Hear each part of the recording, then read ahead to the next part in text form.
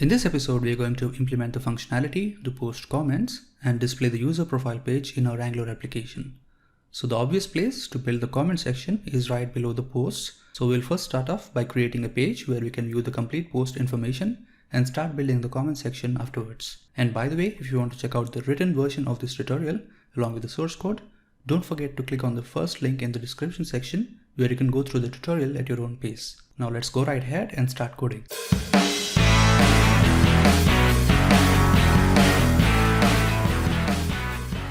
So in the last episode, we developed the logic to create the posts in our application, but we still don't have a way to drill down and read the post information. Let's create a component called as viewPost. So I'm going to open the terminal and type nggc post/viewPost to generate the viewPost component under the post folder. So you want to display this component when the user clicks on read post button on the home page. So first I'm going to add a click event for the read post button in the poststyle.component.html file, which calls the goToPost method by taking the post ID as input. And inside the post style component, we first injected the router class from @AngularRouter package and added the method goToPost, where we have logic to navigate to the URL. Now to make this work, we have to define the route to viewPost component inside the approuting.module.ts file. So I have added an entry inside the routes array where we are mapping the path viewPost to the viewPost component. The next step is to write the HTML code for the viewPost component. I'm going to refer to the written tutorial here and copy the HTML and CSS code from there.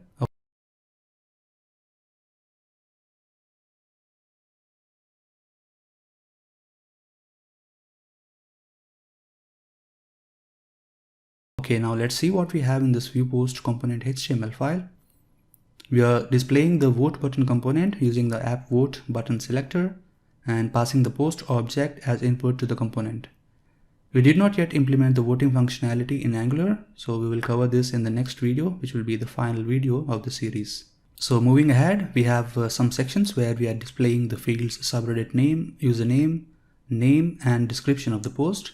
As we saw in the previous episodes, our description of the post contains HTML code generated by the TinyMCE editor. So to render that HTML, we are passing the description to the inner HTML directive.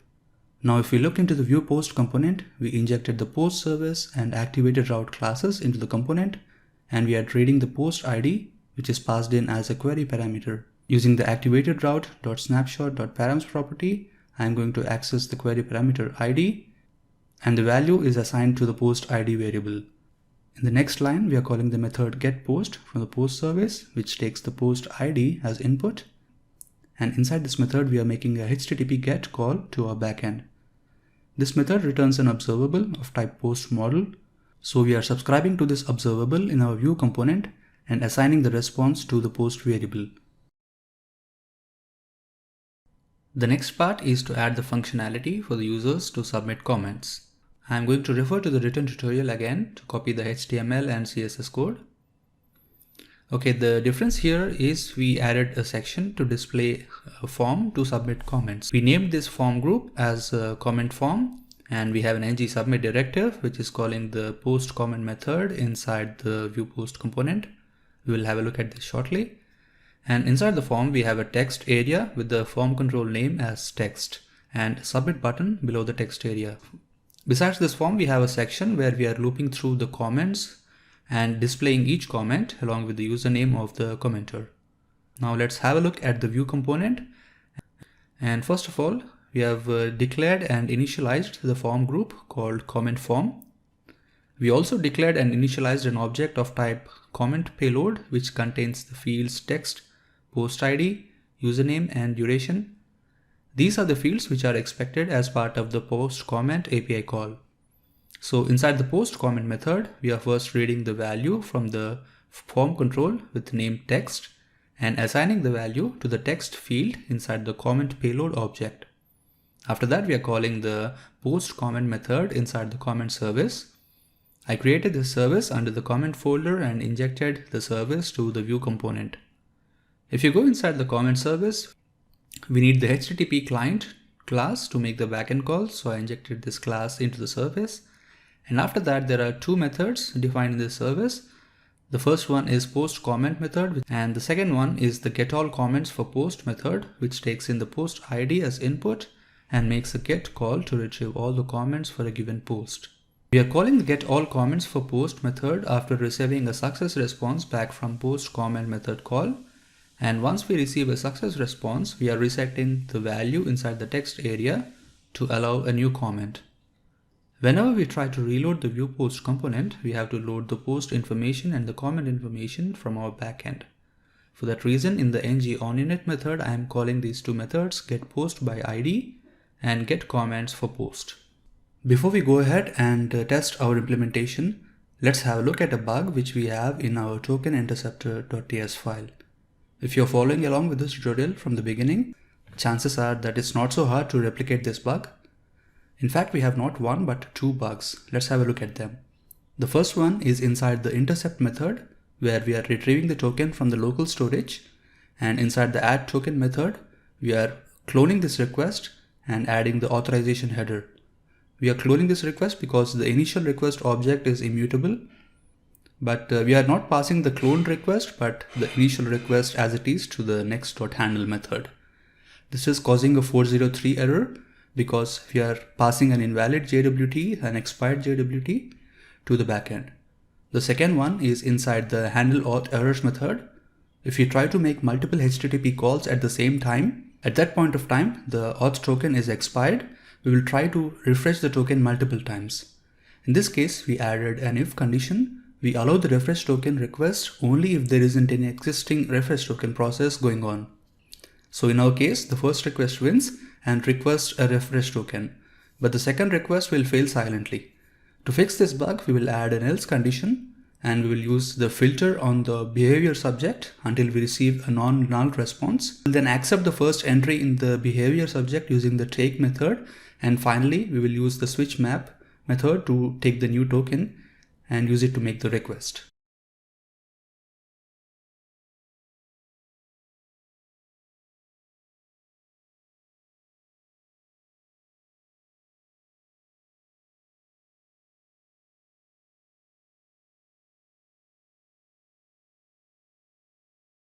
Now let's go ahead and start our Angular application using the ngserve command by going to the address localhost 4200. So you can see there is only one post in the database right now because there were some test data issues because of missing references of the foreign keys. So I have just cleaned up all the posts in the database and tried to recreate them from the UI. I also suggest you to do the same. So I'm going to click on the read post button, and here you can see all the post information, the comments which I've already created before. So let's try to create one more comment.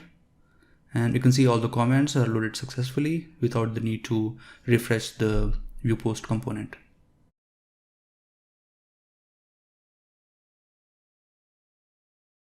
Now the next task is to display the username in the header section. Right now we are always displaying the login and sign up buttons. So before we make any changes, we have to install one library called ngbootstrap. We will use the drop-down menu in this library. So let's install this library using the following command. I'm going to reference an image here because I've already installed this library, but you can first we are going to run the npm install save ngbootstrap command, and after that we are going to run ng add angular localize command because there are some compatibility issues for the internationalization feature between Angular 9 and ngbootstrap library. After running these commands, we have to enable ngbootstrap in our application by adding the ngb module to the app-module.ts file. Now we are ready to make the changes. So I'm going to open the written tutorial, and under the section displaying username in the header section, go to the header component HTML and CSS files, copy the code and paste it into the respective files. So we basically updated the header component by adding a dropdown from the ngbootstrap library. We are displaying this dropdown based on the value of is logged in flag. If the flag is true, we are displaying the dropdown, and the options in the dropdown are profile and logout. So we have some functions defined through the click directive. We will be implementing the go to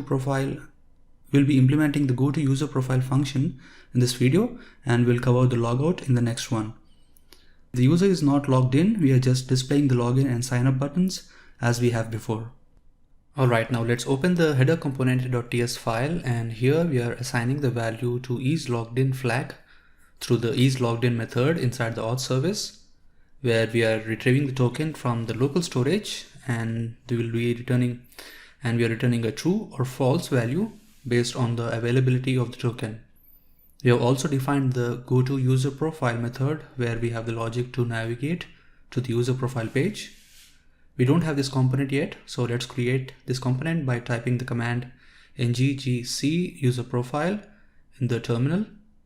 And once again, I'm going to open the return tutorial, and I'm going to go to the section displaying user profile, and I'm going to copy the HTML code under the user profile component.html file and copy it inside the project. So in this page, we should display all the posts and comment information the user has submitted. So we have some welcome text here along with the number of posts and comments submitted by the user.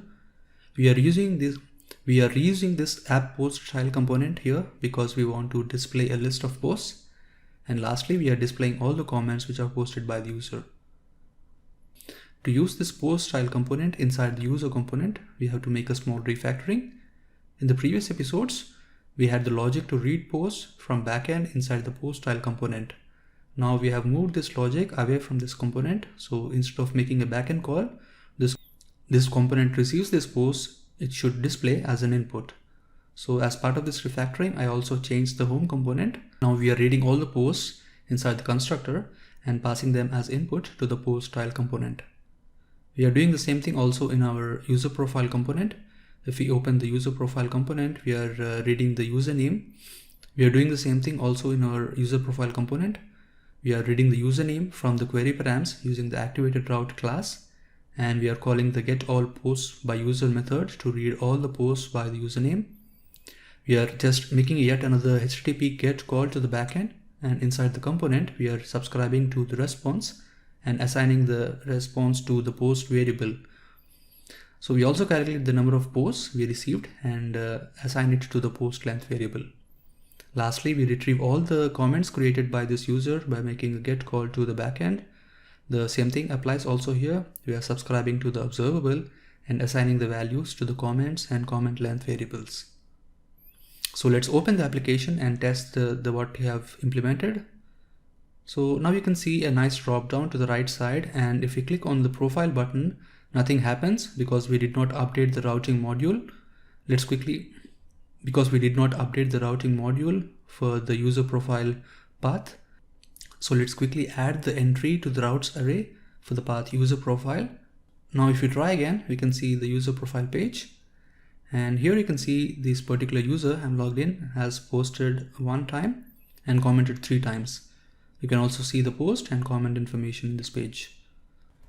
So alright, before we conclude this video, I'm going to point out 2 small changes I've done to the backend. The first one is inside the getPostByUser method inside the post controller. I forgot to add the path variable annotation. So we are going to add this path variable annotation, and we are going to rename the input variable from username to name, or else you will get an error when trying to call this API. So the second one is inside the post mapper class. For the method map, we have added an additional mapping for the field user. So without this mappings, if we were creating a post, it will not save the user information. So that is it for this episode. We have one more episode left where we will see how to submit votes and implement logout in our Angular application. I will see you in the next episode. Until then, happy coding, techies.